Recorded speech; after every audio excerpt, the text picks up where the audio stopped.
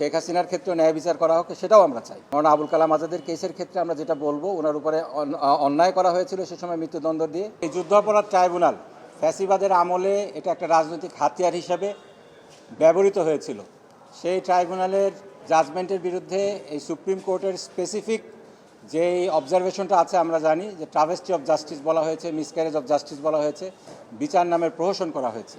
এরকম একটা প্রহসনের নজির ছিল মৌলানা আবুল কালাম আজাদের যে মৃত্যুদণ্ডটা দেওয়া হয়েছিল ইন অ্যাবসেন্সিয়া, সেটা এই বিপ্লবের পরবর্তীতে তিনি যখন দেশে ফিরে আসেন, নিয়ম অনুযায়ী তিনি সিআরপিসির 401 ধারা মতে আমাদের স্বরাষ্ট্র মন্ত্রণালয়ের মাধ্যমে রাষ্ট্রপতির কাছে একটা অ্যাপ্লিকেশন জমা দেন ওনার যে সাজাটা হয়েছে সেটার স্থগিতাদেশ চেয়ে। সেখানে আমাদের সেই অ্যাপ্লিকেশনটা মৌলানা আবুল কালাম আজাদের সেই দরখাস্তটা মঞ্জুর করা হয় এই শর্তে যে 1 বছরের মধ্যে, গত বছর 22শে অক্টোবর এটা মঞ্জুর করা হয়, বলা হয় 1 বছরের মধ্যে আপনি আপিল করবেন। সেই আদেশের অনুযায়ী আমরা 1 বছরের মধ্যে সারেন্ডার করে অ্যাপিল করেছিলাম। কিন্তু কথা হলো যে অ্যাপিলটা যেহেতু শুনানি হচ্ছে না দীর্ঘদিন ধরে, এই 22শে অক্টোবর হোম মিনিস্ট্রির যেই স্থগিতাদেশটা ছিল সেটা এক্সপায়ার করে যাচ্ছে। স্বরাষ্ট্র মন্ত্রণালয়ে সেটা এক্সপায়ার করে গেলে তার পরবর্তীতে কি হবে, এটা একটা বড় প্রশ্ন। যেহেতু এখানে মৃত্যুদণ্ড দেওয়া হয়েছে, আমরা সেজন্য ব্যাপারটা যেহেতু এখন অ্যাপিলেট ডিভিশনে চলে এসেছে, অ্যাপিলেট ডিভিশনে একটা দরখাস্ত করেছিলাম এই 22শে অক্টোবর পর্যন্ত যে স্থগিতাদেশটা দেওয়া আছে এটাকে যেন বাড়িয়ে দেওয়া হয়, এক্সটেন্ড করা হয়। আমাদের যেই দরখাস্তটা আছে এটার জবাবে অ্যাপিলেট ডিভিশন বললেন, আমরা এই 22শে অক্টোবরের আগেই আপনাদের অ্যাপিলটা শুনে ফেলি না কেন।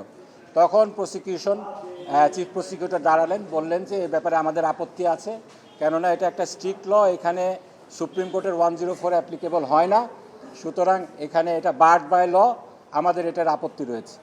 দুই পক্ষকে শুনে তখন একটা আর্গুমেন্ট আসলো, বেঞ্চ থেকে বলা হলো যে যেহেতু এটা একটা মৃত্যুদণ্ড ক্যাপিটাল পানিশমেন্ট, এখানে তো অ্যাপিলটা অটোমেটিক্যালি এখানে অ্যাডমিটেড হবে। এবং আসলে বাংলাদেশের ইতিহাসে কোনো নজির নেই, বিশ্বের ইতিহাসেও সেরকম কোনো নজির নেই যে সমস্ত জায়গায় কমন ল অ্যাপ্লিকেবল, যে কোনো আসামিকে এভাবে না শুনে মৃত্যুদণ্ড দেওয়া হয়।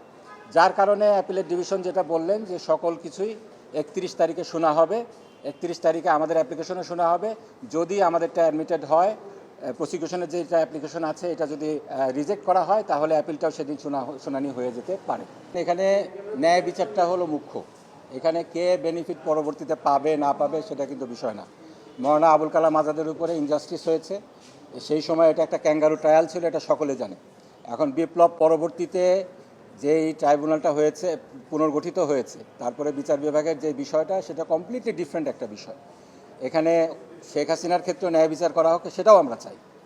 আমাদের মৌলানা আবুল কালাম আজাদের কেসের ক্ষেত্রে আমরা যেটা বলবো, ওনার উপরে অন্যায় করা হয়েছিল সে সময় মৃত্যুদণ্ড দিয়ে, সেটার আমরা ন্যায় বিচার চাই।